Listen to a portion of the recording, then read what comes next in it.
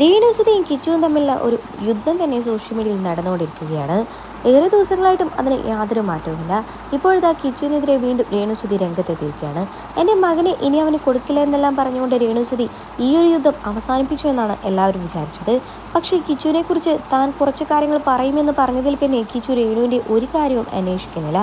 അതിൽ തന്നെ ഗൂഢമായ എന്തോ രഹസ്യമുണ്ടല്ലോ, കിച്ചു മയക്കുമരുന്ന് കേസിന് അറസ്റ്റായിട്ടുണ്ട് എന്നെല്ലാം പറഞ്ഞുകൊണ്ട് നിരവധി വാർത്തകൾ പുറത്തു വന്നു. ഈ വാർത്തകൾക്കൊന്നും യാതൊരുവിധ പ്രതികരണമില്ലാതെ രേണുവിൻ്റെ ഈ ഒരു അവസ്ഥ കണ്ടില്ലെന്ന് നടിച്ചുകൊണ്ടായിരുന്നു കിച്ചുവിൻ്റെ ജീവിതം മുന്നോട്ട് കൊണ്ടുപോകുന്നത്. എന്നാൽ ഇപ്പോൾ രേണുസുതി കിച്ചുവിനെതിരെ രംഗത്തെത്തിയിരിക്കുകയാണ്. വെട്ടം സിനിമയിലെ ഒരു റീലിൻ്റെ ഭാഗമായി എടുത്ത കിച്ചുവിൻ്റെ വീഡിയോ വൈറലായതിന് പിന്നാലെയാണ് രേണുവിൻ്റെ ഈ ഒരു പ്രതികരണം.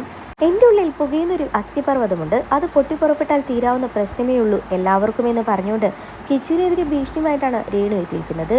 സുധിയെ കിച്ചു തല്ലി എന്ന് തുടങ്ങിയ വാർത്തകൾ വരെ രേണുസുധിയുടെ അടുത്ത സുഹൃത്തുക്കൾ വീഡിയോയുമായി രേണുവിൻ്റെ സമ്മതത്തോടു കൂടി തന്നെ രംഗത്തെത്തുന്നുണ്ട്.